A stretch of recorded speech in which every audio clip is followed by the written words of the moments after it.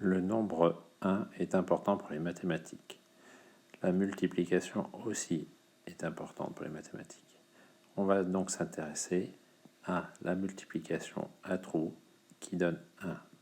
Par exemple, 2 fois combien égale 1.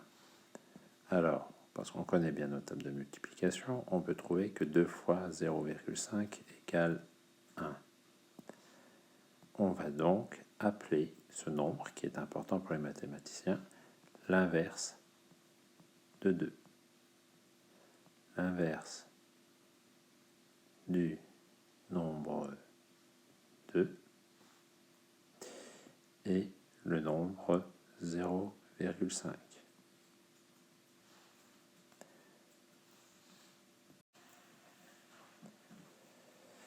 Regardons ce qui se passe avec 3. 3 fois combien égale 1. Autrement dit, je cherche l'inverse de 3.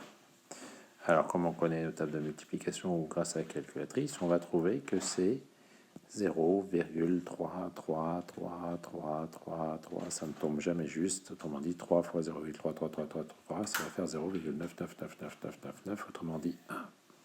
Ici, la notation décimale n'est pas pratique. On va donc utiliser les fractions.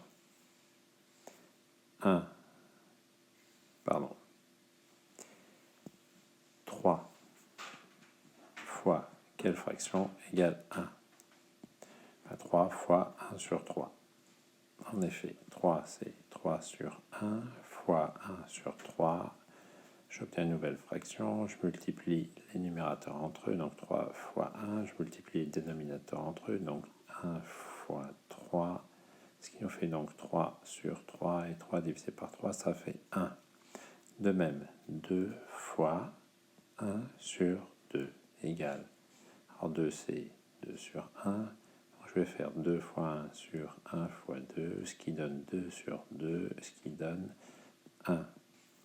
Vous aurez compris qu'avec les fractions, il est très facile de trouver l'inverse d'un nombre. L'inverse de 5, ça sera donc 1 sur 5, puisque 1 sur 5 fois 5, ou 5 fois 1 sur 5, ça fait 1. L'inverse de moins 12, ça sera 1 sur moins 12. Négatif fois négatif, ça donne positif.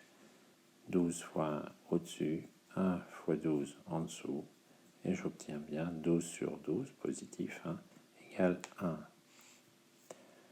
Ou j'en prends un autre compliqué, 0,072, son inverse est 1 sur 0,072. Je suis sûr que ça fera 1.